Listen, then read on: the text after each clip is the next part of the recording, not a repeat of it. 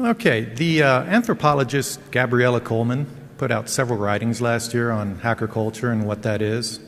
She defined hacker as a technologist with a love for computing, and a hack is a clever solution arrived through non-obvious means.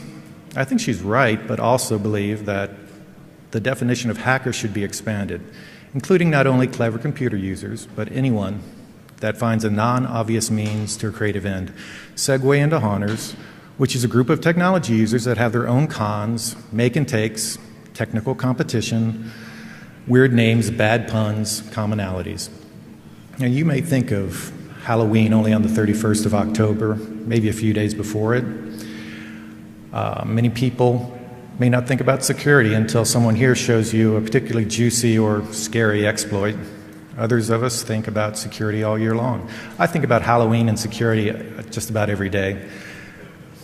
Some might think honors are kind of on the fringe, but I like to think of them as creative manipulation.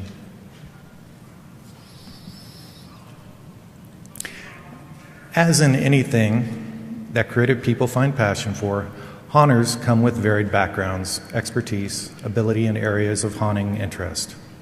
They also have similar problems. Haunts have been shut down for being too scary. Haunters have been sued or lost property insurance. HOAs bitch at them a lot. Trick-or-treaters, or todders, are considered end users that need to be manipulated into one direction or emotional state. Haunters' aliases are like Haunaholic, Bobzilla, Dark Lore, Evil Queen, Spooky One, the Bloodshed Brothers, Zombie F. Forums that I have lurked and joined have helpful haunters that love to show off what they've created and how they do it too. My personal favorite is hauntforum.com. From that site, I've learned how to solder better, rewire power strips, and creative use for shiatsu neck massagers. I have a list of old hardware that I look for at yard sales and secondhand shops, hoping I can recreate some of the outstanding homemade props I've seen online. In these examples, I see people that are curious about the world around them but have a lens focused on Halloween instead of a lens focused on security. Hardware geeks who have different specialties like electrical and mechanical, atmosphere geeks, they do fog, light, and sound, and graphic design geeks like Hello Windows that I played just before we started here. That's from a guy named Mark Jervis.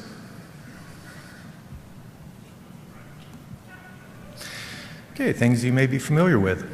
You can find haunters the day before trash pickup going through neighborhood trash, construction sites, business dumpsters. They like zombies.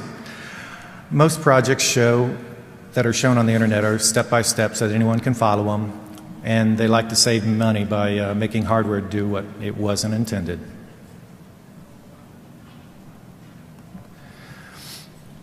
This chart off the Spectrum IEEE website sums up the way different hacks mesh together. If haunters were on here, they'd probably be in the lower right quadrant. Obviously, the authors of this chart have an expanded view of what hacking is.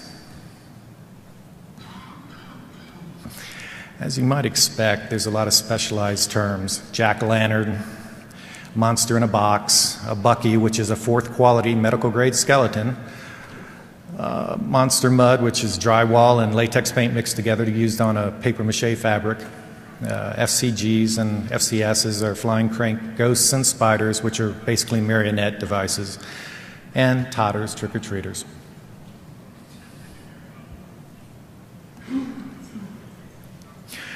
Hardware hacking and enhancements, camaraderie and research are things that attracted me to the haunter groups. The following are projects I've done in the last year from ideas and previous work done by the haunter community. There's power strip packs for timing of effects and lighting effects, fog coolers, shiatsu animated ghoul, and totter control. My search for secondhand shiatsu massagers reminds me of when I used to look for, say, like an Orinoco Gold PCMCIA card with an external antenna connector or the right chipset for a WRT 54G. Now, every one of the hacks that I'm going to show you have very good how-tos on many of the haunter websites. Two power strip hack that I brought with me to show. These allow for a look of bad power source or a motion detector initiation of the power source. They come in various configs, and parts are usually easily obtainable.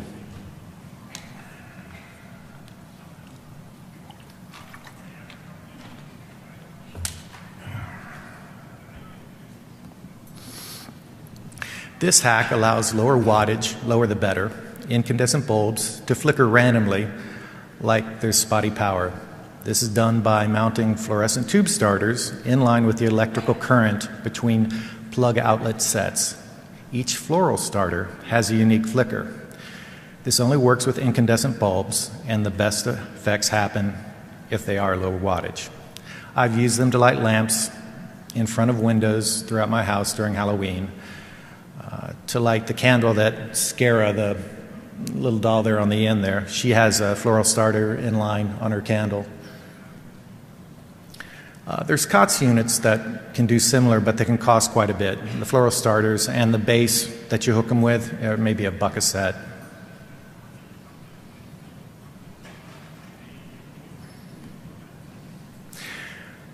Motion detector controls all the plugs on the power strip, turning them on for, say, 15 seconds.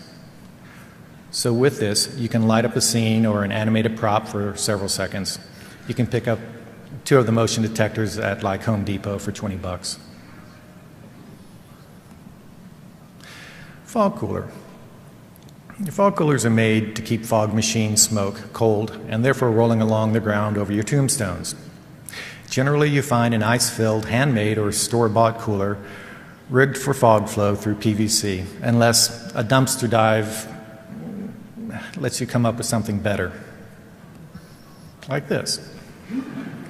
So we have 2 vacuum cleaner hoses, 2 holes drilled in the front door of a dorm room fridge, someone threw away, and some duct tape strategically placed.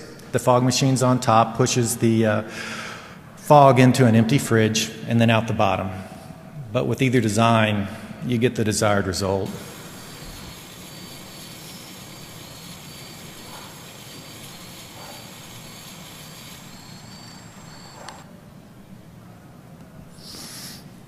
Shiatsu walkers. This is my favorite right here. The zombie on a walker.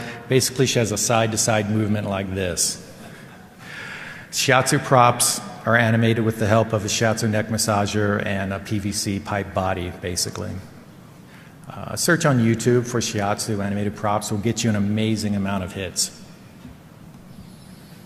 Now here's another great, same engine shiatsu massager.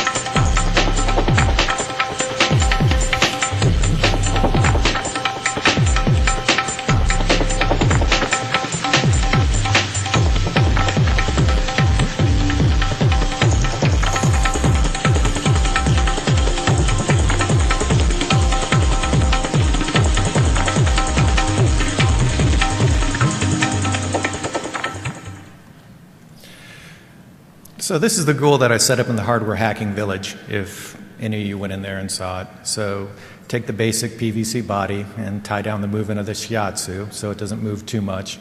You add a head and a robe. But again, who would have thought of using a shiatsu massager for the movement? And this is the movement.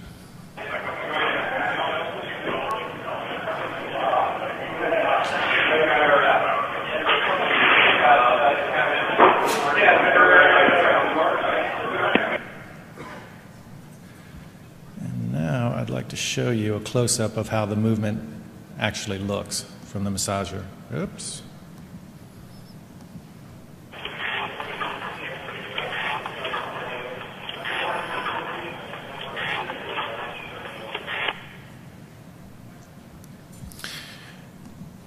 No, this is a disclaimer about hardware hacking. So I saw this note I found on the motion detector of the Ghoul Shiatsu in Hacking Hardware Village. Now you got to remember to be careful out there. Check your displays after they get shipped, because apparently a wire got loose. And this is not a clue to any contest that Johnny Mac may or may not be in right now.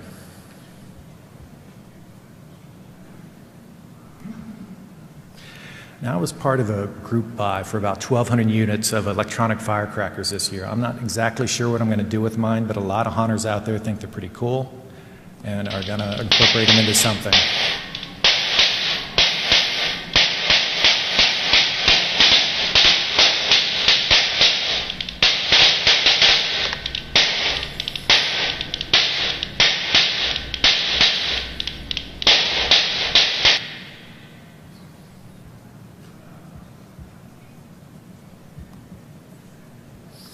Atmosphere. Lighting. A guy named Robert D. Brown has a really nice PDF out there showing how to use lighting to circumvent streetlights messing with your haunt. So he's basically showing you how to use more light to fix bad lighting. For sound, there's a guy out there, his nickname's Control Geek. This guy ran a single blind experiment through his haunt to see how subsonic sound frequencies affected people in a haunt environment, like if it made them feel uneasy or uncomfortable. It didn't really have an effect, but the scientific observation was there to find out. Herding cats. There's a lot into prop placement. Having a not-so-scary path for younger tots, bait and switch, make tots look in one direction and scare them from another. I really look at this as participation theater, and I also have people to help me guide people into the right position. This, if you see the three ghosts in the air, this is a turnstile ghost suspended upside down from a ceiling fan atop a basketball hoop pole. So tots are meant to follow the directions of the ghosts as they float in a circle.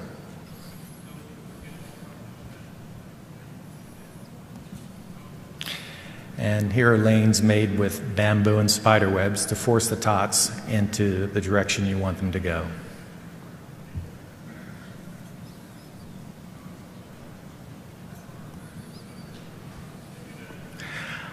Gateway props to tell tots which way to go. Either they can go the scary direction or not so. And actually, I just picked this gargoyle up from Marshall's, and there's the fog fridges under it supplying the fog.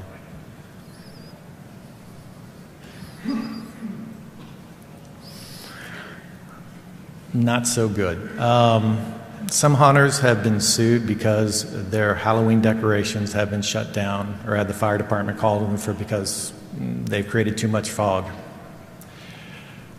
Hunters have lost their homeowners insurance because their home haunts needed additional special insurance. There are demands from the gawkers, which are the parents normally, to stop all the scary stuff so that their kid can go through, or they'll call the cops or the fire marshal or someone. And again, you can only imagine what someone would say if they saw this stuff in your yard, or your HOA would say.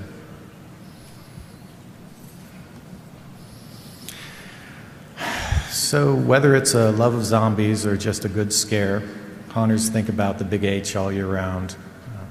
This is a wonderful open source community, and everybody is happy to share their tech and problems and solutions. Lastly, there's a certain pride in all do-it-yourselfers, not only in saving money, but in making something better that can be bought at a store and for less money. Also, you find a lot of hunters would rather tell someone to go to hell instead of changing what they've put all year into making. Thank you.